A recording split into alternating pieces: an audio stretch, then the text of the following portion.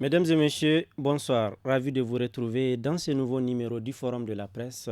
Pour rappel, le Forum de la presse, c'est notre rendez-vous hebdomadaire avec nos confrères de la presse écrite, audiovisuelle ou en ligne pour analyser l'actualité.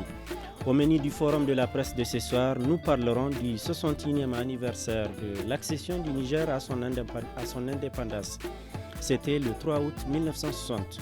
À suivre les analyses et commentaires de nos confrères au sujet de la commémoration de cette indépendance et de la fête de l'arbre qui est célébrée parallèlement le même jour.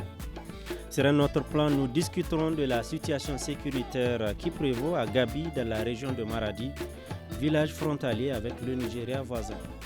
Enfin, nous reviendrons sur cette rencontre d'acteurs culturels qui s'est tenue jeudi dernier à Niamey en prélude à la mise en place prochaine d'un dispositif de lutte contre le trafic illicite des biens culturels au Niger. Restez avec nous dans un instant le développement de tous ces points avec nos confrères de ce soir.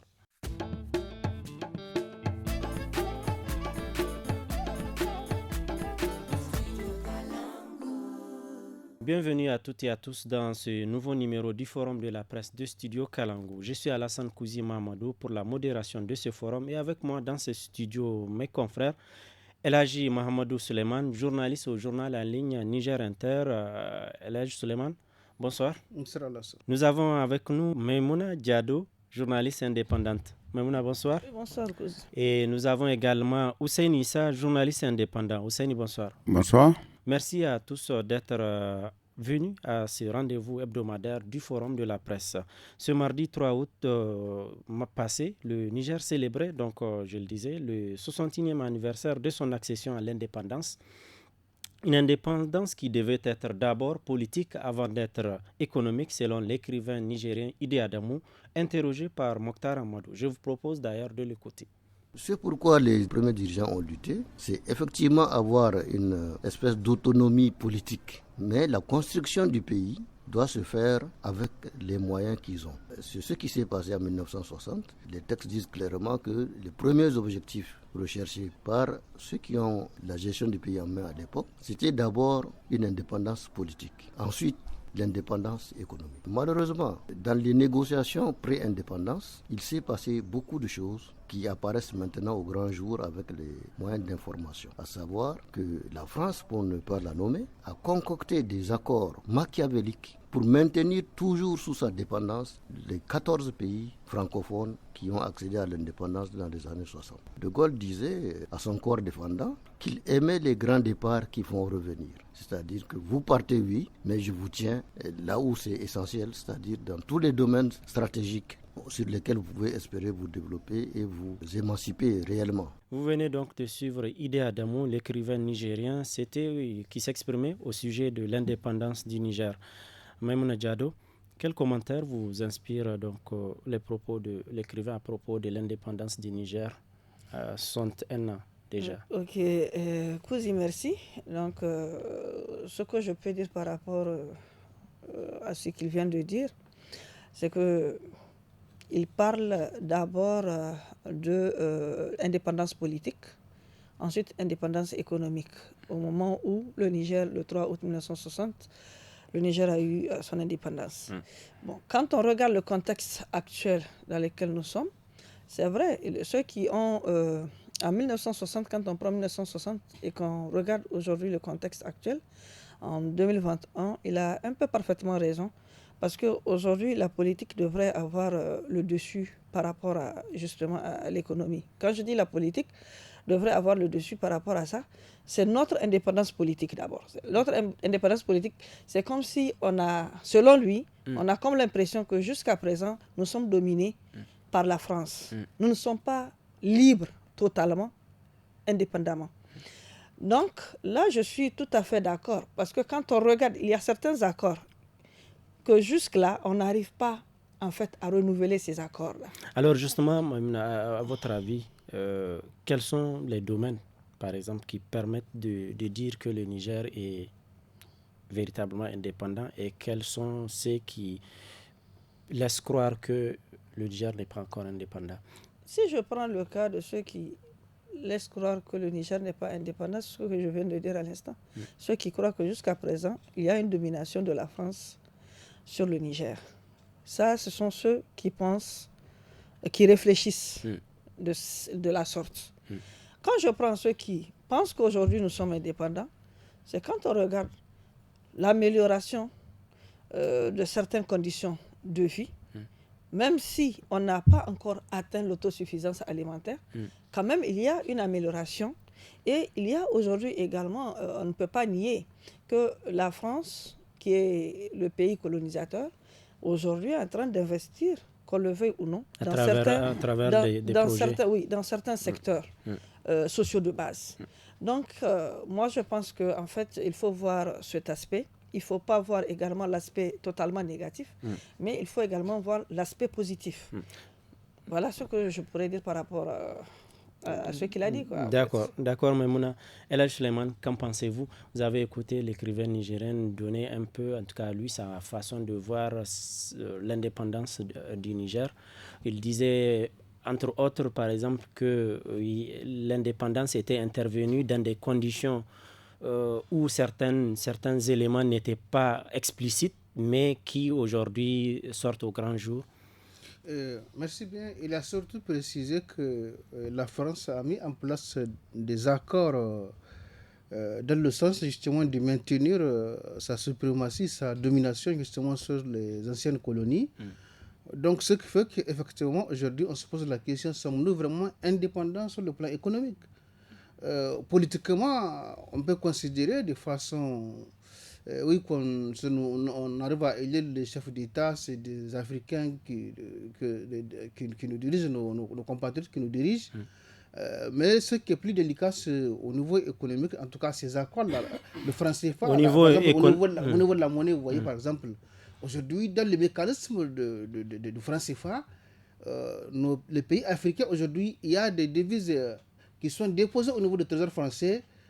Pour que nous puissions faire des transactions au niveau mondial, il faut donc que la France donne des garanties, mais c'est de l'argent liquide qui est couché dans le trésor français, alors qu'on a des besoins réels pour construire nos pays. Vous voyez, donc c'est vraiment une aberration, ces questions. Donc il y a en réalité beaucoup d'éléments qui montrent que véritablement il reste encore à lutter pour une indépendance économique. Alors, qu'en est-il des acquis qu'on peut aujourd'hui brandir et dire que ça, c'est le fruit de l'indépendance que nous avons acquise? C'est que véritablement, il y a un peu de superflu. C'est-à-dire que sur le plan politique, comme je l'ai dit, on arrive à faire des élections. C'est nos dirigeants en Afrique, en tout cas, qui dirigent. Mais dans la coopération, tout se passe comme si, en tout cas, il va falloir que ces dirigeants puissent faire montre véritablement de courage pour se démarquer, pour véritablement faire des choix, en tout cas qui prennent en compte les intérêts de nos peuples. Parce que ce n'est pas toujours le cas. En ce qui concerne notre pays, le Niger, la question par exemple des mines, l'uranium, vous voyez ce qui fait, c'est vraiment scandaleux. Jusqu'ici, en tout cas, je pense que les Nigériens ne sont pas satisfaits des accords, de la façon, effectivement, même si on prétend qu'aujourd'hui, l'uranium ne fait pas beaucoup d'argent au regard du contexte, mais c'est que véritablement, quand on suit en tout cas le processus historique, c'est que le Niger est lésé. On ne peut pas comprendre justement que la France puisse se taper en tout cas la part de Lyon, à laisser le pays en tout cas dans une situation difficile. Autrement dit, si les accords, en tout cas si toute coopération est vraiment d'égal à égal, on pourrait véritablement mieux profiter effectivement de notre uranium. Hussein Issa, qu'en pensez-vous? Le Niger, 61 ans après avoir accédé à l'indépendance, est-il réellement indépendant aujourd'hui? Quels sont les éléments qui permettent de dire que le Niger est indépendant et quels sont les éléments qui prouvent le contraire? Merci Alassane. Je vais un peu compléter ce que vient de dire Elhadj Suleiman. C'est que l'indépendance politique formelle, on l'a depuis 1960. Tu m'entends? Et même ça, j'en doute aujourd'hui. Vous en doutez? Pourquoi? J'en doute parce que tout simplement, même les élections dans nos pays, la France veut avoir une même mise par rapport à la conduite des processus et tout et tout. Contrairement aux pays anglophones, colonisés par les anglophones, ou non, c'est carrément, vous prenez votre destin en main. Mais là, Non, pour le cas du Niger... Laisse-moi finir. Où vous prenez votre destin en main. Aujourd'hui, ils continuent à avoir une même mise.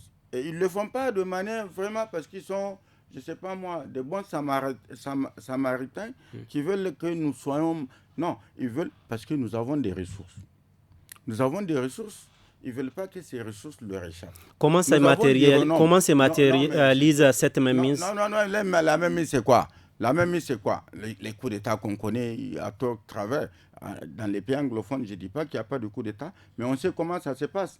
C'est que des gens décident que non, on ne peut plus continuer dans cette optique-là, que des gens viennent s'enrichir et tout. Mais chez nous, le plus souvent, c'est que c'est téléguidé. Les histoires de coups d'État dans nos pays francophones. Et je vais prendre le cas récent, par exemple, de la monnaie unique, l'ECO. L'ECO. Il y a 2 pays qui sont développés, en tout cas dans la zone CEDEAO, qui sont plus développés que tous les autres pays pratiquement. Il n'y a que la Côte d'Ivoire qui peut concurrencer ces pays. Je vais parler du Ghana et du Nigeria. Eux, ils ont des monnaies propres à eux. Oui.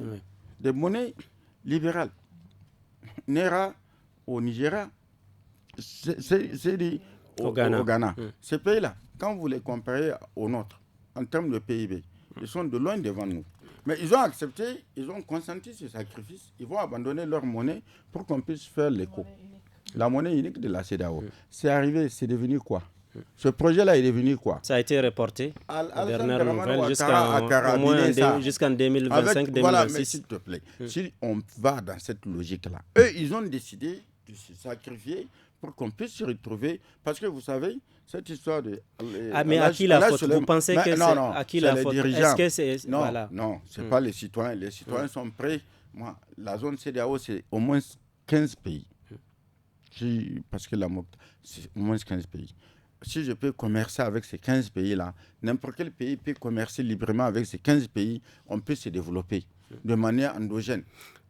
Tu m'entends? Mais quand on se met dans une logique où on pense que le développement doit venir d'ailleurs, et quand ils ont compris que on ne peut plus continuer à les maintenir dans une dépendance tellement visible sur le plan politique, non, on va les maintenir dans une dépendance économique. Alors, il faut attendre que la Banque mondiale, le FMI, décide. On dit on va vous mettre la pression pour que vous adoptiez telle politique. Tous nos systèmes, vous n'êtes pas convaincu qu'aujourd'hui, économiquement, nous ne sommes pas indépendants. Non, quelle indépendance. Merci. Nous allons poursuivre avec un autre aspect de la célébration donc, de cette indépendance, c'est notamment au sujet donc, de la fête de l'arbre qui est célébrée chaque année parallèlement donc, à cette accession, à la commémoration de l'accession du Niger à l'indépendance. Cette année, on a vu que c'est sur le moringa que l'accent a été mis. Notamment les autorités ont mis en tout cas un accent particulier sur la production du moringa. Le moringa, cette plante nourricière aux vertus thérapeutiques et nutritionnelles, en tout cas multiples. Alors, je reviendrai avec vous le temps de donner la parole à Maimouna. Maimouna, qu'en pensez-vous de ce choix des autorités porté sur donc, le moringa? Moi, je pense que c'est un choix bien réfléchi. Du moment où le moringa est consommé par tout le monde,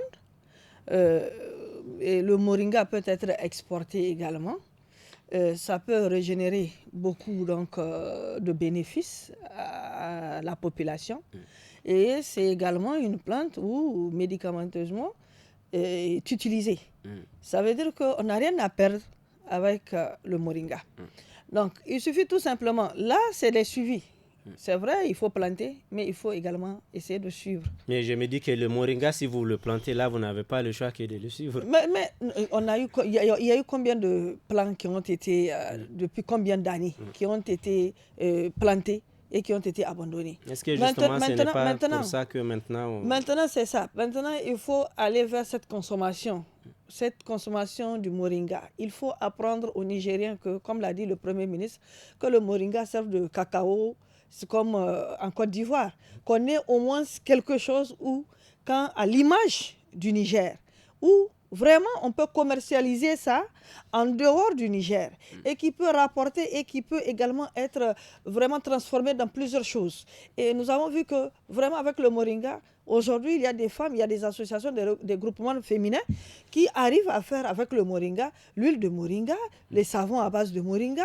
Donc il y a plusieurs choses. Il y a plein de choses, il y a plein de choses aujourd'hui qui sont moringa. fabriquées à partir du moringa. Et nous sommes dans un contexte, c'est vrai, notre contexte permet le développement de cette plante qui est le moringa. Elal Suleiman, la fête de l'indépendance est aussi la fête de l'arbre. On a l'habitude de l'appeler ainsi chez nous au Niger. Chaque année, donc, il y a des arbres qui sont, en tout cas des plants que les gens mettaient, plantés. Mais de plus en plus, beaucoup d'observateurs regrettent le fait que quelques jours ou quelques semaines, quelques mois plus tard, que ces plantes disparaissent. Et l'année prochaine, on refait la même chose. Comment faire face à cette situation? Est-ce que peut-être ce n'est pas déjà un début de solution qui est proposée à travers peut-être cette initiative des autorités à mettre le moringa en exergue? Je pense que c'est vraiment là le problème le plus inquiétant. Si depuis la première initiative des plantations d'arbres, on faisait un effort vraiment, si on faisait justement un effort de protection de ces arbres-là, le pays allait être une forêt. C'est ce que beaucoup en tout cas, c'est-à-dire que tout simplement, il faut déplorer le fait que même les autorités ne prennent pas soin de protéger les plants, en tout cas, qu'ils auront. Ouais, chacun montre, en tout cas, à la télévision ou bien sur les réseaux sociaux. Mais le plus important, comme on le dit, ce n'est pas de le planter, c'est justement le suivi, de le protéger. Ouais. Donc je pense que de ce point de vue, les autorités doivent vraiment faire de cette mesure, le ministère de l'Environnement en tout cas, qui est un peu de la suite des idées, de ne pas jeter les gens par la fenêtre. Ce truc-là, c'est quand même, je pense, un budget chaque année qui est consacré. Donc il va falloir aussi penser, peut-être mettre moins d'arbres, mais vraiment avec les moyens, surtout pour la protection. Donc je pense que vraiment c'est le plus important. On en a vraiment assez fait, mais pourquoi continuer à faire ce qui n'est pas opérationnel?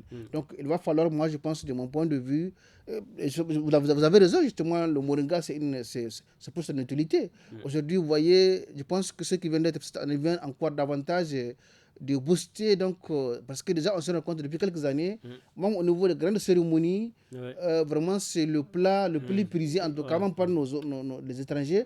Donc c'est dire que, en tout cas, maintenant davantage, et j'ai entendu la ministre avancer un chiffre, en tout cas, donc pour montrer que c'est important, je crois, de 13 ou 15 milliards, ce que ça fait comme retombée de l'économie. Donc cela veut dire que tout simplement, ça c'est bien, c'est une très bonne initiative. La plante, elle est utile, surtout les plantes, elle est nutritive, elle a beaucoup de vitamines sur les plantes, donc, absolument thérapeutique, donc même esthétique. Je pense que vraiment tout est utilisé, ces racines, ces tiges, les feuilles.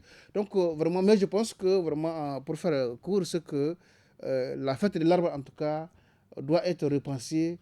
Vraiment, le gâchis auquel on assiste vraiment doit cesser. Et c'est le plus important, je pense, au niveau du ministère de l'Environnement. Le gâchis que vraiment, qui consistait à planter les arbres, ça à laisser mourir. Absolument. Hussein Issa. Bon, moi je pense qu'on est dans la comédie toujours, quoi. Pourquoi je dis qu'on est dans la comédie? Quand ça avait débuté, c'était en 1963, avec le premier régime de Gori. L'idée de plantation d'arbres, ça a commencé un peu vers le quartier Liberté, là, dans un marché, comment je dirais, dans la zone. Ensuite, ils ont perçu la nécessité de faire. Ça ne s'est pas arrêté, hein. C'est pas juste le jour de la fête. Ensuite, il a eu l'idée de faire la ceinture verte, là, pour pouvoir ceinturer la ville de Niamey par rapport aux intempéries.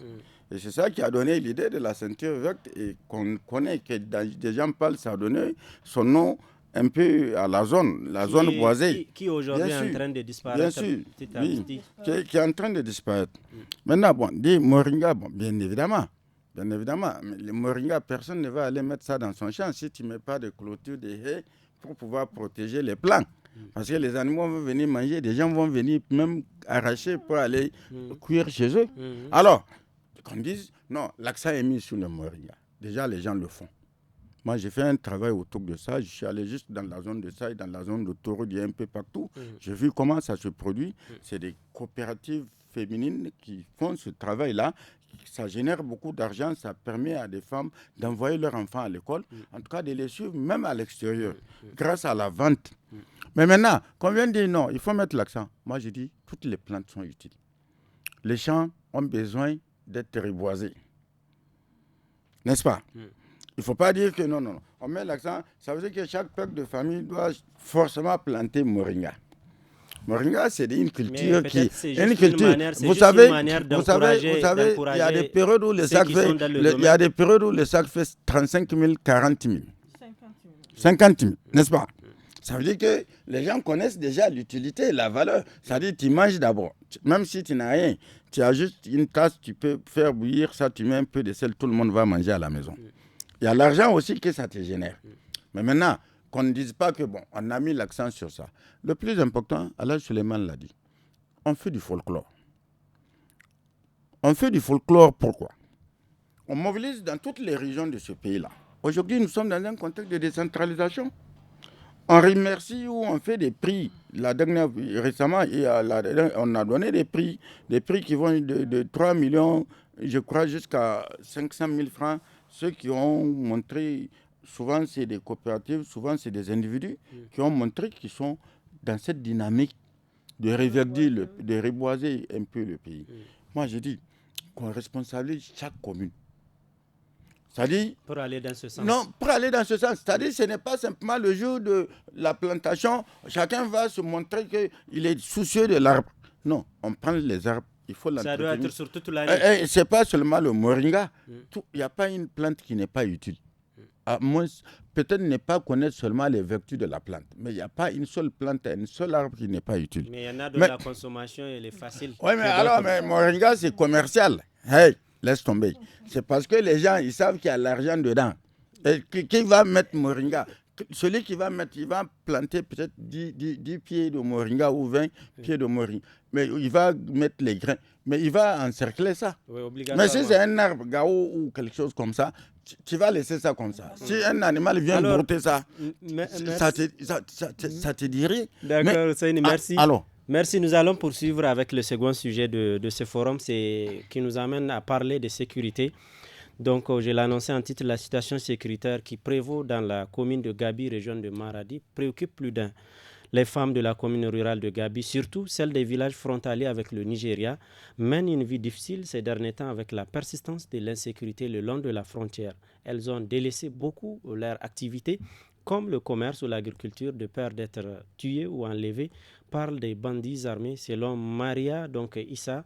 La Koundia, c'est la présidente des femmes de Gabi. Le président de la République, Bazoum Mohamed, en visite dans la région de Maradi, a rencontré dimanche matin la population de la commune justement de Gabi.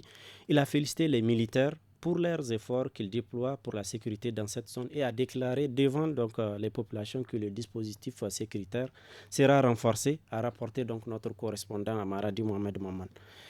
Elhadji Suleiman Mamadou, quelle appréciation faites-vous de la visite et des promesses du président aux populations éprouvées de Gabi? Je pense que c'est une très bonne chose parce que le président de la République a rappelé à la population, depuis qu'il était ministre de l'Intérieur, il s'intéressait à la question, mais le problème demeure et c'est pourquoi elle est sur le terrain pour davantage s'inquiéter de la situation. Et comme vous le savez, le gouverneur de la région avait fait dans un point de presse décrit la situation à Maradi, qui est un peu différente des autres régions. À Maradi, à Gabi et dans Kano, en tout cas la région Guidarum, cette zone-là est moins d'Aroufa. Donc ce qui se passe, c'est le grand banditisme, comme ces zones frontalières, où les bandits profitent. Surtout il y a un extrême du côté du Nigeria où du fait de l'organisation de l'État là-bas, le gouverneur n'a pas les mêmes prérogatives que le gouverneur ici chez nous. Là-bas, les FDS n'obéissent qu'à l'ordre de l'État central.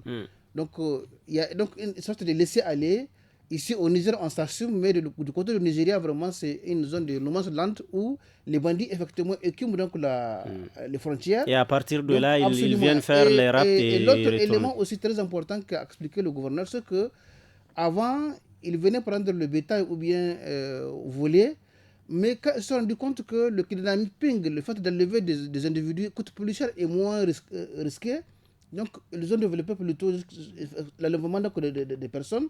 Si vous prenez le bétail, c'est assez donc, encombrant, laborieux, absolument méticuleux, et avec le risque de se faire attraper. Mais quand vous enlevez 2 ou 3 individus, c'est plus cher, on va vous prendre c'est plus vrai de que plus, ça plus, prend de l'ampleur avec des demandes de rançon. donc, je pense que ce que le président de la République a fait, c'est comme il l'a fait à Difa. En tout cas, c'est une très bonne chose. C'est-à-dire qu'ici, puisqu'il dit ils ont davantage renforcé la présence des FDS, mais aussi ils ont impliqué les autorités nigériennes, en tout cas, à collaborer. Et je pense que le gouverneur de Maradi a dit, il y a une réunion bientôt, en tout cas, avec les 3 autres gouverneurs, celui de Sokoto, donc de Katina et je crois Sokoto. Donc Katsina et Zamfara, pardon, Zamfara. Donc il y aura une réunion donc, parce que tout simplement ils sont d'accord, ils sont donc pour faire le point sur cette situation et voir c'est la sécurité parce qu'aucun pays et nous on ne peut pas justement en finir avec donc, le banditisme, donc ils sont convenus de collaborer. Mais je pense aussi le plus important, cette opération Frotte Bichia, effectivement, qui est en train de vraiment d'avoir des résultats, donc qui est renforcée. Et je pense que le message du président face aux FDS, donc de la zone donc, de défense numéro 6, en tout cas, consiste à leur dire à les motiver, à les encourager. Je pense qu'on a besoin de cela avec un chef, en tout cas, qui vient véritablement dire que bon, voilà, j'ai fait depuis que j'étais ministre de l'Intérieur, voilà ce que j'ai fait, c'est pas suffisant, mais je suis venu davantage manquer de la situation et je vous promets que je vais prendre des mesures, en tout cas, on va chercher à trouver la solution au problème. Hussein Issa, sur quoi faut-il miser pour mettre fin aux souffrances de ces populations tant éprouvées dans cette zone? Oh, mais ça fait que ça dure. Ça dure. C'est dans toute la bande Madaroufa jusqu'à... Ils viennent, on dit banditisme. Moi, même ce qui se passe dans la zone nord de la Béry, là, moi, je considère que c'est du banditisme. Seulement, ils n'ont pas les mêmes appellations parce quand que on dit djihadisme, machin, c'est la même chose. Au Nigeria aussi, c'est la même chose. Les gens ont pris goût au gain facile. C'est en fait ça. Vous venez dans un village, vous avez quelques armes, vous menacez tout le monde, vous convoyez le troupeau, vous voyez les familles qui sont un peu aisées, vous fouillez les maisons, vous prenez tout ce qu'ils ont comme bien, vous emportez. Vous savez qu'il n'y a pas de poursuite. La manière de faire, moi j'ai dit, la manière, parce que ça fait des années que ça dure. Ces populations-là, ils payent des impôts, ils payent des taxes, ils payent tout. La meilleure manière de faire, c'est de créer les conditions pour que... Je ne dis pas qu'on ne peut pas éradiquer, qu'on peut éradiquer de manière durable, c'est-à-dire qu'empêcher qu'il y ait des attaques. Mais quand ça se passe, surtout dans le contexte actuel, où les gens ont des téléphones portables, il y a quelqu'un peut-être qui a pu échapper à l'attaque, qui peut appeler en ville pour dire on est en train d'être attaqué. Ceux qui viennent enlever le bétail ou ceux qui viennent enlever, moi je dis souvent, parce que pour convoyer un troupeau, c'est à pied. Même si vous amenez des animaux et des véhicules, et ce n'est pas le cas. C'est à pied on convoie les troupeaux quand on les enlève. Si l'alerte est donnée, ne pas attendre. Rapidement intercepter les gens, les détruire, rapatrier. Donc pour vous, c'est vraiment la promptitude dans la réponse à la réplique. La réponse, parce que quand il y a la réponse, quand la réponse est la riposte est systématique, immédiate, moi je dis, ces gens, ils voient. Parce qu'ils ont pris goût. Ils ont pris goût. Hein. Ce n'est pas qu'on dise que non. Non, moi je dis, y compris dans la bande nord de la là. C'est des voyous qui sont là, tapis. On dit ils viennent du Nord Mali, des choses comme ça. Quand quelqu'un va venir du Nord Mali, il va tuer, ou du machin, de Tapois et tout, il tue, il s'en va. Mais alors, c'est karma, si. C'est comme si nos États ne sont plus en mesure de sécuriser leurs frontières. Je pense qu'on peut prendre des mesures qui vont permettre. Je ne dis pas qu'on peut éradiquer. Totalement. Mais ceux qui vont venir le faire, vous savez, c'est quoi la pédagogie? Un groupe vient, il attaque, on massacre tout le monde. Tous les éléments du groupe, on les massacre. Le deuxième groupe qui va vouloir venir là, il va réfléchir par deux fois. Voilà le risque auquel on s'expose. Alors, il faut qu'on se donne ce moyen-là. On est dans un contexte où, à l'époque, s'il n'y avait pas de téléphone, c'était souvent télégramme ou machin. Aujourd'hui, c'est le téléphone portable. Dans tous les villages, dans le Niger, il y a des gens qui ont ça. Donc, d'où ceux qui posent la question de la collaboration et de la Oui, mais la collaboration, le problème, ce n'est pas que la collaboration n'y est pas. Mais le problème, c'est la promptitude. Souvent, les gens collaborent. Moi, souvent, quand on dit que les paysans, les populations... Non, parce que les populations s'exposent souvent. Il y a beaucoup de gens qu'on est venu tuer par après. Parce que tout simplement, ils ont dénoncé et des gens sont là dans les villages. Il y a des gens qui sont dans les villages qui disent aux assaillants là, c'est quelqu'un qui vous a dénoncé, c'est un tel qui vous a dénoncé. Ils viennent, ils massacrent tout le village. Alors, il faut mettre fin à ça. D'accord, on va permettre à Maïmouna aussi de donner son point de vue par rapport à cette question de Gabi. Le président était là, il a rencontré la population, il a rencontré les FDS qui sont dans la zone en train, en tout cas, de faire de leur mieux pour sécuriser la zone. En dehors, Hussein disait que si on veut avoir en tout cas de l'effet par rapport à la lutte dans cette zone-là, c'est de faire en sorte que la promptitude, en tout cas dans la réponse, dans la réplique, permettra de beaucoup diminuer les capacités de nuisance. Qu'est-ce qu'on peut faire, qu'est-ce qui est possible de faire, d'avoir un effet sur cette insécurité dans la zone? Ce qui est possible par rapport justement à cette insécurité, parce que l'insécurité, nous voyons que ça prend de l'ampleur dans cette zone de Gabi, parce que tout simplement c'est plus proche de la frontière du Nigeria, et comme l'a si bien dit, c'est la promptitude. Donc on ne peut pas venir aujourd'hui enlever les paisibles citoyens et qu'il n'y a pas une réponse rapide donc, par rapport à ça. Et il y a également la collaboration. On ne manquera pas donc d'interpeller à chaque fois les populations par rapport à cette collaboration. Collaboration entre forces de défense et de sécurité et la population. Parce que des fois, c'est comme ce qu'a dit Ousseini. Des fois, ce n'est pas que la population ne veut pas collaborer, mais la population va collaborer et ensuite, c'est la population qui va... qui va ramasser les pots cassés. Donc, ça veut dire que plus la population est informée à temps, la population peut informer à temps les forces de défense et de sécurité, plus les forces de défense et de sécurité doivent faire de cette question, doit être rapide par rapport à cette situation. Je me dis que c'est vrai, c'est l'acte que le président de la République est en train de poser, c'est à saluer. C'est à sa juste valeur. Saluer ça à sa juste valeur parce qu'il l'a fait à Difa. Il l'a rappelé quand il était devant la population de Gabi, qu'il était il y a un mois de cela au niveau de Difa. C'était justement pour répondre à cette situation d'insécurité et également remonter le moral des forces de défense et de sécurité qui sont dans cette zone-là. Vous avez vu, les forces de sécurité qui sont dans la zone de Maradi, Gabi, là, c'est des forces de défense qui peuvent, en tout cas, qui ont droit de poursuite jusqu'à 30 km à l'intérieur du Nigeria. Donc, c'est déjà quelque chose de bien. Je pense qu'aujourd'hui, c'est parce que tout simplement, il y a certaines frontières qui n'acceptent pas la poursuite de certains malfrats ou bandits qui se réfugient dans les frontières là, sur les frontières là. Donc, mais quand même avec cette situation, peut-être que ça peut améliorer les choses. Elhadji Suleiman avait parlé aussi d'une rencontre qui a en vue entre les autorités du Niger et celles du côté Nigeria. Oui. Mais il le faut cette rencontre là, parce que maintenant il faut conjuguer les efforts et du Nigeria et du côté du Niger. Donc, c'est également une solution qui peut avoir une réponse favorable par rapport à cette question d'insécurité. Hussein, vous voulez ajouter quelque chose? Je veux ajouter quelque chose de très important. Regardez un peu ce qui se passe d'IFA depuis pratiquement 2015. On dit collaboration, synergie. Mais ça n'empêche ces gens. Ça veut dire que si nous faisons des efforts, et que de l'autre côté, ils ne font pas des efforts, ça dit que... Du côté du Nigeria, vous voulez dire? Mais de l'autre côté, oui, bien sûr, du côté du Niger. Mais qu'on se donne les moyens que si tu rentres sur mon territoire, là, tu ne peux pas échapper. Si eux, ils ne veulent pas faire les efforts, là, alors tu vas être dissuadé. Tu ne vas plus revenir chez moi pour vouloir perpétrer des actes et retourner là-bas. Tranquillement.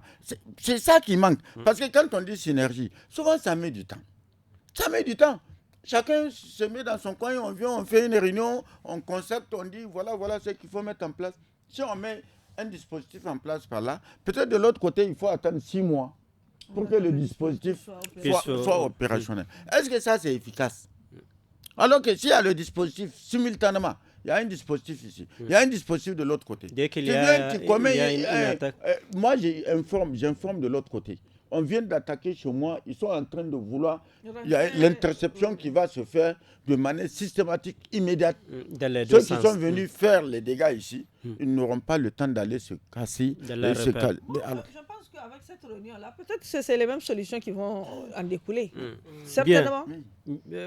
Oui, Alain Suleiman, rapidement. Par rapport à la riposte, j'ai entendu le maire de Gabi et le maire d'Ankano, en tout cas, qui disent que comme de plus en plus, dans le cadre de l'opération Bichia, en tout cas les FDS, quand ils sont informés comme la effectivement, ils arrivent à soit arracher les bêtas ou bien absolument à... Oui, c'est vrai que souvent on voit même certaines informations et certaines images qui circulent où des gens ont été justement interceptés qui venaient de faire des forfaitures. Donc cela veut dire que aussi il appartient à tout le monde de la population de jouer sa partition en informant justement qui de droit en temps réel.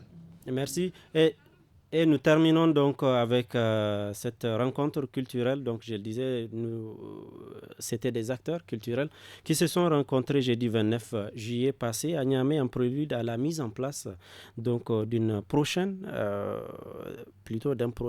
dispositif qui devait permettre de lutter contre le trafic illicite des biens culturels. Selon le directeur général du patrimoine culturel, le trafic illicite des biens culturels est toujours d'actualité au Niger, d'où la nécessité de mettre fin.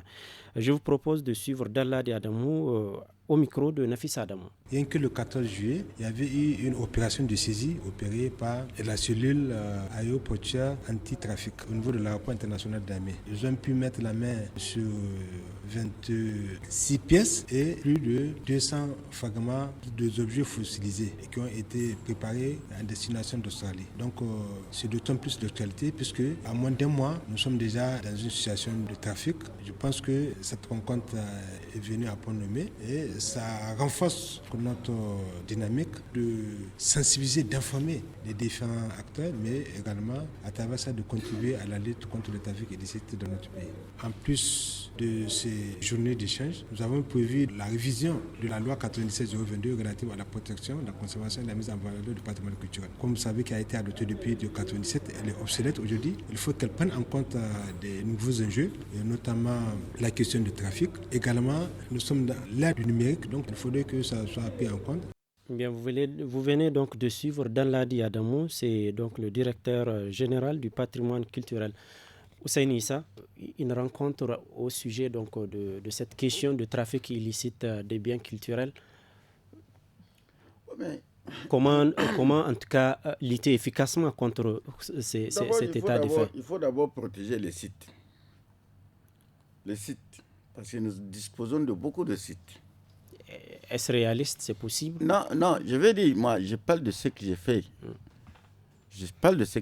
En 2005 déjà, on a intercepté un trafic important de biens culturels à l'aéroport Roissy-Charles de Gaulle. En France, oui. Et qui sont sortis de, comment on appelle, de cette zone de terrain, comment on appelle Boura. Boura. Moi, j'ai été informé, je n'étais même pas sur place ici au Niger, quand j'étais informé. À l'extérieur. C'est un travail, c'est un domaine, je connais tous ceux qui sont au niveau de l'IRCH, pratiquement, y compris le chef de département. Mais le problème, c'est quoi? C'est bien de dire qu'il faut mettre en place les textes. Ce n'est pas les textes qui sont défaillants. En réalité, le problème, c'est comment sensibiliser les populations. Comment sensibiliser les populations par rapport à l'importance de ces biens-là. Aujourd'hui, il y a des sites qui sont là. Il y a beaucoup de sites où des fouilles ont commencé, mais après, les populations abandonnent. Il y a Gadfawa, par exemple. Mais il y a des Blancs qui viennent. Ils constatent des choses, ils découvrent des choses. Il y a même des populations qui découvrent des choses dans leur champ. Ils viennent, ils montrent ça à des gens de passage. Les gens disent, bon, voilà. Mais bon, moi, c'est pas, ça ne vaut rien du tout. Je vais l'acheter à tel prix. Je te donne moyennant quelque chose que tu as découvert dans ton champ. Pour toi, ça n'a aucune espèce d'importance. Parce que ça ne t'appartient pas. Non, mais tu as découvert ça. Peut-être c'est un ancien. Quand il n'y a pas cette sensibilisation, parce que les biens culturels dont on parle, ça, les sites archéologiques et tout, c'est souvent des siècles. Ça remonte comment on avait dit. Gadfawa, il y a eu des travaux de recherche. Gadfawa, c'est le site des dinosaures. Des dinosaures et tout. Mais il y a eu beaucoup de pillages là-bas. Pour vous, l'important, c'est sensibiliser les populations et protéger les sites. Il faut les accompagner en les assistant. Parce que quand parce que l'année là, en 2005, je vais parler, ils ont mis en place un mécanisme de sensibilisation des populations. Partout, il y a des sites de fouilles. On sensibilise les populations. Pour que objets, qu'on ne puisse pas accepter que les objets... Mais il y a des gens qui sillonnent. Il y a des gens qui sillonnent. Et c'est un débat qui fait, comment dirais-je, qui est d'actualité, y compris sur le plan international. Oui, avec le rapatriement, voilà, le rapatriement de certains biens qui ont été... voilà. Alors, s'il n'y a pas ce travail-là en amont, il ne faut pas s'attendre à ce que les paysans comment, je ne sais pas moi, quel village du Niger, que ces paysans-là ramassent un objet et qu'ils trouvent que cet objet-là est bizarre ou quelque chose comme ça, innocemment, et qu'ils ne viennent pas déposer ça. Le jour où il va montrer ça à quelqu'un qui s'y connaît, qu'ils lui disent, bon, ça vaut quoi? Ça vaut rien du tout. Voilà, lui donner 500 francs, et puis bon, il s'en va avec. Elhadji Suleiman? C'est un problème réel qui, effectivement, rappelle notre début, rappelle la colonisation. Très malheureusement, ça met à nu le mensonge du colonisateur qui a voulu faire le table rase de nos cultures qui, aujourd'hui, très malheureusement aussi, quand ils sont venus, ils ont volé les objets d'art. Par exemple, aujourd'hui, il faut aller en France, au musée de Kibrelli, ou bien au musée de Londres, ou bien aux États-Unis, pour voir certains objets. Et récemment, quand on était une équipe de journalistes, on est allé au Kibrelli, on nous a montré, je vois dans les livres, les masques d'Ogon. On nous a montré justement, c'est un problème réel. Maintenant, qu'il y ait maintenant des nôtres qui s'intéressent justement à ce trafic, il va non seulement falloir donc, conserver ce qui existe sur le terrain, mais aussi chercher, puisque c'est la tendance, à en fait récupérer le retour. Je sais, en tout cas au Bénin, il y a ce processus-là qui est enclenché. Donc tout simplement parce que c'est aussi cela. Ces musées aujourd'hui, quand vous allez voir, contrairement ici chez nous, ceux qui les fréquentent, c'est aussi des ressources, c'est de l'argent.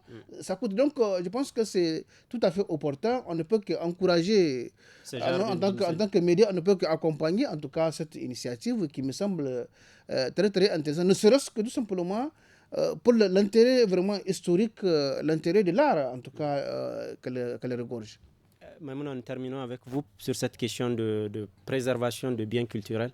Oui, je rejoins ce que mes autres confrères ont dit. Il faut vraiment cette préservation des sites culturels parce que nous avons ici au Niger des sites vraiment où il faut valoriser ces sites-là. Valoriser ces sites, c'est comment? Il faut d'abord les protéger.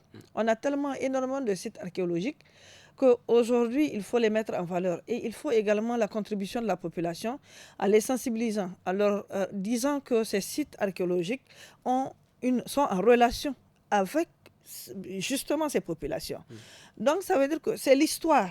Donc, on ne peut pas permettre aujourd'hui que l'histoire, par exemple, d'une zone bien déterminée, comme le Niger, par exemple, on a des histoires. Chaque région a sa petite histoire.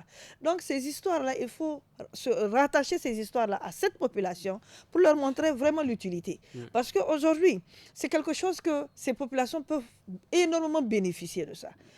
Énormément, quand je dis énormément, en mettant vraiment les moyens à ces populations pour la préservation. Quand on regarde les girafes de Kouré, aujourd'hui, avec la préservation de ces girafes-là, à un moment donné, la population était vraiment enthousiasmée parce qu'ils recevaient de par les visiteurs, beaucoup de choses. Et il tirait beaucoup de choses par rapport justement à ces girafes. Donc, c'est vraiment ça. On a des sites archéologiques. Il faut sauvegarder ces sites archéologiques, il faut chercher à collaborer et il faut également aider ces populations pour qu'ils sachent que vraiment c'est une histoire qui est là et on ne peut pas se permettre de prendre une histoire qui appartient à nous-mêmes et qu'on raconte l'histoire de l'autre côté. Merci de beaucoup. Nos frontières. Merci à tous. Merci à tous d'avoir accepté d'être avec nous durant ces 45 minutes pour le Forum de la presse. Nous étions en compagnie de nos confrères El Hadj Mohamed Suleiman, journaliste au journal en ligne Niger Inter, Maïmouna Diado, journaliste indépendante, et Hussein Issa, journaliste indépendant également. Je suis Alassane Kouzi Mamadou à la modération de ce forum de la presse. La régie sont assurée par Amina Hassan. Réalisation vidéo Mustafa Ayouba. Rendez-vous ce week-end pour suivre sur les 47 radios partenaires du studio Kalangou le programme des jeunes samedi et dimanche dès 17h avec l'actu des jeunes en 5 langues suivi de Tous à la Fada. Et à partir de 18h15 samedi, le forum en Hausa sur le thème Le problème de l'eau à Zander. Et le dimanche, le forum en Zarma sur l'évolution de la polygamie dans la société nigérienne.